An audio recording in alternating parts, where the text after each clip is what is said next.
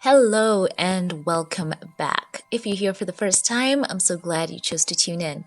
Of course, I know many of you are Sussex supporters, and we are getting ready, as a by the way, for her birthday tomorrow, the 4th. So we are looking forward to that. I hope we have some behind the scenes about what her birthday celebrations will be all about. But this is a story that has caught my attention. I had to share this with you, and I have to know your thoughts on this. This is very impactful. So yes, let's get straight into this. So we have this story on Princess Diana's BBC Panorama story. This is gonna surprise some of you. So let's get into this. The article says of Diana that she is one of the most written about women in history, but Princess Diana rarely got the chance to tell her own story. No matter how damaging the tabloid lies or hideous the harassment, the Princess of Wales was always advised by those within the family and institution of the monarchy that dignified silence and a stiff upper lip was best for everyone. The Yahoo article goes on to say that it contributed to a tortured existence for Diana, one she only built up the courage to speak about towards the end of her life behind palace walls. As Prince Charles continued his affair, then with Camilla Parker Bowles, Diana searched for ways to be heard without facing the wrath of, quote, the men in grey she feared. Taking comfort in the safety of anonymity, we first saw her turn to journalist Andrew Morton to secretly cooperate on a definitive biography that would not only set the record straight on the dire state of her broken marriage, but also reveal the institutional cruelty and heartlessness she experienced within the royal establishment. In 1992, the release of Diana, Her True Story, shared the first accurate insight into her private world, but the book, which included heartbreaking stories of bulimia and the cold indifference from her absent husband, among others, still left questions about her life unanswered. 3 years later, as it became clear that the marriage was virtually finished, Diana chose to speak out herself, finally opening up to the BBC's Panorama. It was raw, real, and the most watched interview of all time in UK history. Princess Diana's decision to do a televised sit-down was rooted in a deep desire to be heard and finally dispel many of the false narratives told in the press. But despite requests from the likes of Oprah, it was TV presenter Martin Bashir who landed the exclusive. It has since transpired that a series of unethical tactics and gaslighting led by Bashir convinced her that the BBC show was the right broadcaster to land the interview. A 2021 independent investigation into the allegations untangled a disturbingly coordinated web of deceit, which included forging bank statements to convince Princess Diana and Earl Spencer that they were being spied on by British secret intelligence services. Okay, so get this now. This is where you will be surprised. So get this now. Last week, it was announced that after demands from the Duke of Cambridge and paying damages to a number of affected individuals, including William and Harry's childhood nanny, Tiggy Ledge-Burke, I hope I'm saying that right, the BBC, get this guys, will never again air the interview or license footage from it. Okay, wow. That is an absolute surprise. Guys, get in the comment section and let me know what you think about that as I go on reading this. I want to know your thoughts. So it goes on to say that the network's punishment was necessary and deserved. But given Diana personally wrote to Bashir after the broadcast to say that she had, quote, no regrets, it's puzzling why anyone would think it's appropriate to remove one of the few first-person accounts of her life from the public domain. Most surprising is the role her own son, William, has played in the decision. While Harry has called out the, quote, culture of exploitation and unethical practices, end quote, that his mother fell victim to, it was William who took it a step further and claimed the interview has now no legitimacy, in quotes, and also quoted, established a false narrative, in quotes, about Diana's life. What? I'm going to read that again.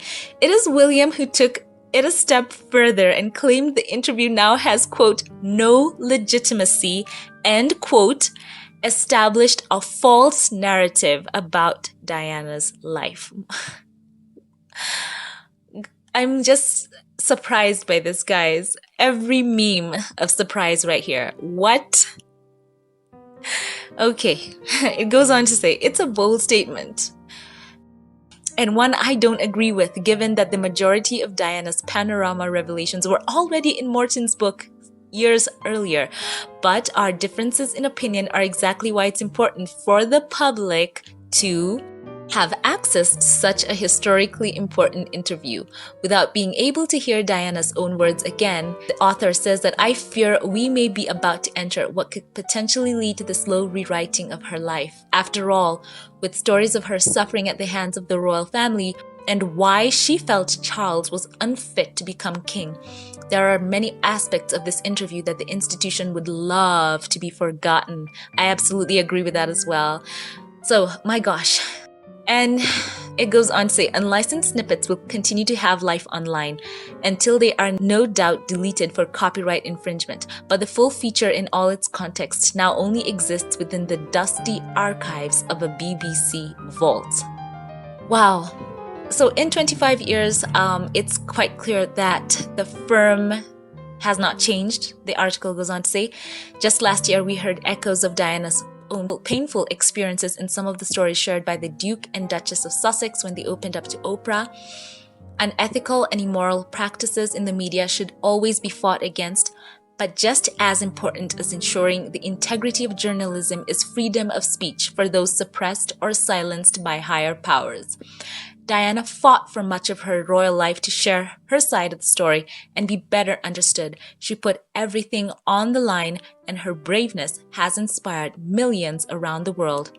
And the article ends off by saying, sadly now, her voice has been silenced once again. Wow. So there we have it. What an impactful end to that. And I have got to say, this has been quite a fascinating read, and I am just surprised to see that. No, actually, is it a surprise really? Because as he pointed out here, in the Panorama interview, of course, let's first get this out of the way. The unethical methods that were used to, secure that interview, and of course, that has to be called out. That's wrong. And of course, it was quite right at that moment to call out the practices of Martin Bashir. He has just got a lot to atone for. And yeah, there's just a lot there that needs justice. But to remove the interview from the public domain when we know fully well it's like a stamp on the Andrew Morton book, and she wrote and said herself, no regrets, Princess Diana said, no regrets. We also remember around that time that Prince Charles came out with his own TV interview. I think for those of you who followed that story, and he did admit infidelity. He spoke about how their relationship had become irretrievably broken, and you could tell that he was trying to smooth over what he had done. And of course, at the time, royal watchers and commentators, they could not understand, what had made Prince Charles go on air and, admit to that, because it had at that time validated everything that, Princess Diana had been complaining about, and quite rightly so. And of course, we know that there were at the time people in the press putting out stories against the Princess of Wales. She had gone through a lot of things, as they say, echoes of what especially Meghan has gone through, being difficult, being kind of a bully. Of course, Meghan, it's on a whole level with her, race and her background as an American, and on and on. But back to Princess Diana, to have this removed from the public domain is such, I think it's wrong. It's wrong. And of course, the royal family, especially Charles, I don't think they would like to have that on repeat, how she did not think he was fit to take the top job, as she called it, and she spoke about it. And as I said, the firm, they tend to close ranks, and anything that could threaten, the next heirs or line, that has to be shut down. And in my opinion, I think that is one of the main things, the forces behind that, the impetus that's driving them wanting that interview to be vaulted and locked away. But the internet is forever. If they think that whole interview is just sat in BBC, it will keep being replayed in YouTube videos, on Facebook, on TikTok. Those clips are going to be on repeat. And they say something, the more you try to take something down, the more people are piqued and want to watch it. They want to know what's being hidden. It kind of stirs up a curiosity about it. So if that was behind this move in any way, it's going to backfire. I'm going to tell you that right now. We all know curiosity, it's up there. And when people sense something is trying to be hidden from them, they tend to seek it out even more.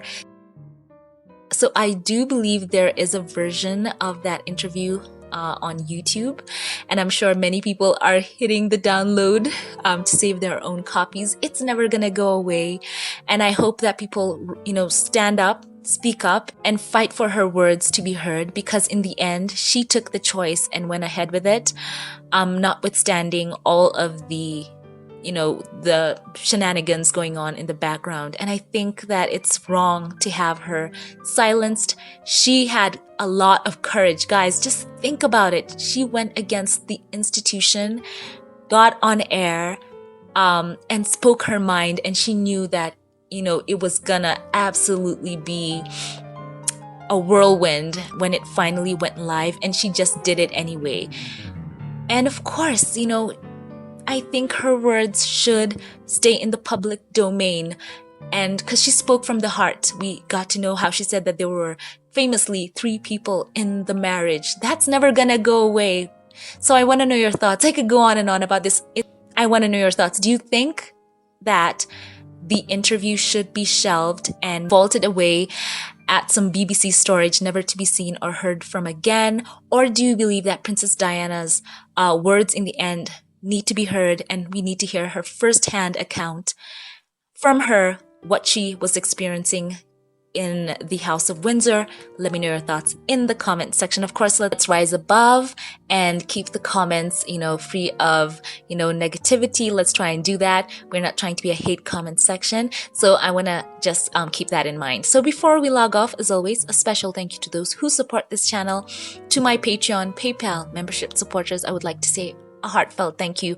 Thank you so much for coming along with me on this journey. It's been quite a journey with you, and you warm my heart, and you mean so much to me. I truly mean that from my heart. I thank God for you every day. You just are so meaningful to me. And it really means a lot to have your support here on this platform. Truly, from the depth of my heart, I want to say thank you. And a special shout out to supporters of this channel. I want to start off a special thank you to TCC Sun. Thank you so much for your support for this channel, as well as to you, Betty Wright. I appreciate you for your support. I love you so much.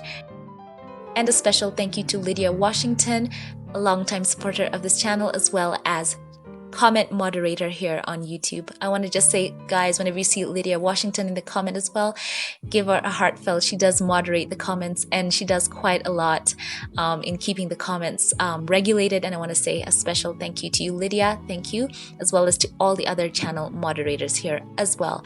And finally, thank you to you, Bonnie Palmer. Thank you so much for your support. Thank you for the love that you show me. It moves me so much, and I just thank you. Thank you once again for all who support this channel. I appreciate you. And for those who like, comment, and share, I want to say thank you. Leave your thoughts once again in the comment section below. I want to know your thoughts now.